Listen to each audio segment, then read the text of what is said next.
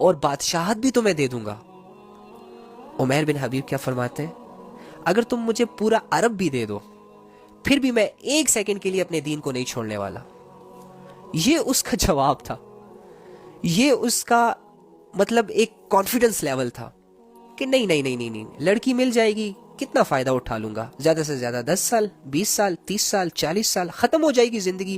جیسے ہی زندگی ختم، لڑکی کی لذت ختم، زنا کی لذت ختم، نکاح کی لذت ختم، ہر اچھے برے کی لذت، ہر اچھے برے کی تمیز، ہر ویل سیٹل انسان ختم ہو جاتا ہے، سارے نقشے چھوڑ دیتا ہے. یہ عقل مند تھا.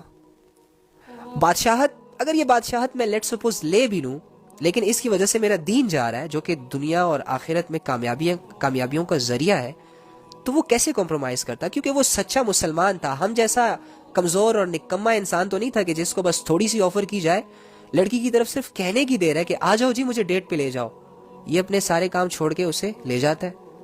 ہم جیسے کمزور ایمان والے لوگ تو وہ نہیں تھے کہ جن کے سامنے بس تھوڑی سی زنا کی کوئی موقع آتا ہے تو پھر یہ بھی نہیں دیکھتا ہے کالی ہے گوری ہے اچھی ہے بری ہے بوڑھی ہے جوان ہے، اپنی لذت پوری کرتا ہے. ہوس پجاری بن گئے ہم، یقین کریں. ہمارے ڈیزائرز اس حد تک پہنچ چکے ہیں، ہم سے بالکل کنٹرول نہیں ہو رہا. ہم پاگل ہو چکے ہیں لذتوں کو حاصل کرنے کے لیے. سامنے والے بندے کی بیٹی کی عزت نیلام ہوتی ہے، ہونے دو، ہمیں کیا، 5 سیکنڈ کی لذت چاہیے بس. استغفر اللہ. اور انہیں اس وقت ایسا لگتا ہے کہ اگر یہ کام میں کر لوں گا تو میں بڑا سکون میں ہو جاؤں گا، میری تو واہ واہ ہو جائے گی. حالانکہ یہ اپنی زندگی خود برباد کر دیتا ہے، آزمائشوں کے حوالے کر دیتا ہے. تو عمیر بن حبیب کو یہ آفر دی جا رہی ہے کہ عیسائی ہو جاؤ، بیٹی بھی دے دوں گا، بادشاہت بھی دے دوں گا. آگے سے کیا کہتا ہے؟ ریپلائی سنو یار، کتنا زبردست ریپلائی ہے اس کا کہ اگر تم مجھے یہ پورا عرب بھی دے دو، پوری دنیا بھی دے دو. جب عرب دو گے تو اس میں ساری لڑکیاں بھی میری ہو جائیں گی، سارا مال و دولت بھی میرا ہو جائے گا، بادشاہت بھی میری ہو جائے گی، یعنی ایک ویل سیٹلڈ ہو جاؤں گا، جو دل میں آئے گا وہ کر لوں گا. ہم جیسوں کو اگر کوئی آفر کرے ہم اپنا ایمان بیچ دے، اوکے یار دے دو دے دو، یہی تو چاہیے تھا. وہ کہتے میں ایک سیکنڈ کے لیے بھی اپنے دین کو چھوڑنے کے لیے تیار نہیں ہوں، ایک سیکنڈ کے لیے. تم تو مجھے کہہ رہے ہو کہ عیسائی ہو جاؤ، میں اپنے اسلام کو ایک سیکنڈ کے لیے چھوڑنے کے لیے تیار نہیں ہوں اگر اس کے بدلے تم مجھے پورا عرب بھی دے دو.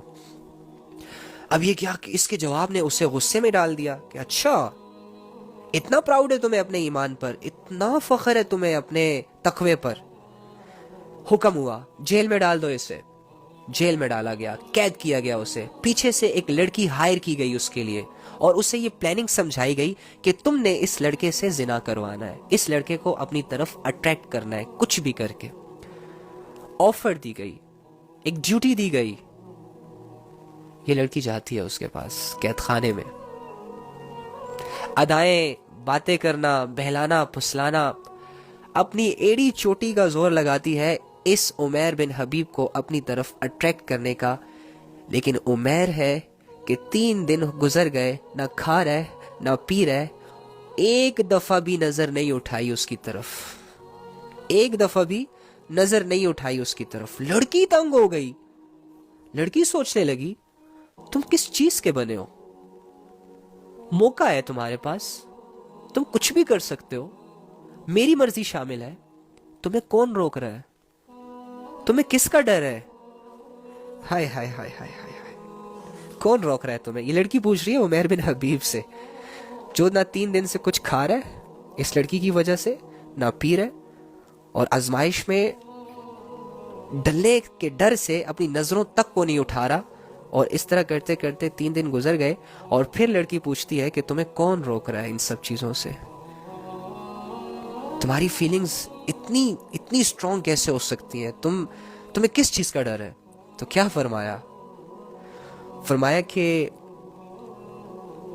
مجھے میرے رب سے حیا آتی ہے، مجھے میرے رب سے شرم آتی ہے جو مجھے دیکھ رہا ہے. اے لڑکی اگر تو 30 دن بھی میرے ساتھ اسی طرح بیٹھی رہے تب بھی میں یہ کام نہیں کر سکتا، میری جوانی میری امانت ہے، میں اس کو داغدار نہیں ہونے دوں گا. یار یہ باتیں صرف قصے کہانیاں نہیں ہیں، یقین کریں، یہ جب کسی انسان پر گزرتی ہے نا وہی سمجھ سکتا ہے کہ کتنی بڑی آزمائش تھی، کتنی بڑی آزمائش ہو سکتی ہے. ہم کیا کر رہے ہیں؟ ہم اتنے بھوکے کیوں ہیں؟ ہم اللہ سے اتنا دور کیوں ہیں؟ ہم سے ان چیزوں کی حفاظت کیوں نہیں ہو رہی کہ جن چیزوں کے بارے میں اللہ نے فرمایا ہے کہ اگر عورت ہو تو غیر مردوں پر اس کو ظاہر مت کرو؟ ہم کیوں نہیں چھپا پا رہے ایسی چیزوں کو، اپنی زینت کو؟ اگر مرد ہو تو نہ دیکھو عورت کو، جھکا لو نظریں، یہ نہ ہو تمہارے دل میں شہوت پیدا ہو جائے اور تم کسی گناہ کی طرف لپک جاؤ اور وہ گناہ تمہارے دل میں تمہارے ایمان کو کمزور کر دے، اور تمہاری ایمان کی کمزوری تمہاری کمزوری کہلائے گی، تم عبادتوں سے غافل ہو جاؤ گے، اور جب تم عبادتوں سے غافل ہو جاؤ گے تو شیطان تمہیں گمراہ کر دے گا، اور شیطان کی گمراہی تمہیں جہنم میں لے جائے گی۔ اللہ تمہیں جہنم میں نہیں ڈالنا چاہتے، اسی لیے تمہیں کہا کہ ایسی سورسز، ایسے ذریعے، ایسے طریقوں سے بھی دور رہو جو تمہیں بڑے گناہوں کی طرف لے جاتے ہیں۔ یقین کرنے کی دیر ہے صرف۔ جس دن تم اللہ کی باتوں پر 100% یقین کر لو گے اور تم اپنی زندگی میں امپلیمنٹ کر لو گے، یقین کرو اس دن تمہاری زندگی اتنی سیٹسفائیڈ ہو جائے گی، اتنی ریلیکس ہو جائے گی، اتنی بے خوف ہو جائے گی، اتنی مطمئن ہو جائے گی کہ تمہیں نہ دنیا کی کوئی پرواہ ہوگی اور نہ آخرت کی کوئی پرواہ ہوگی۔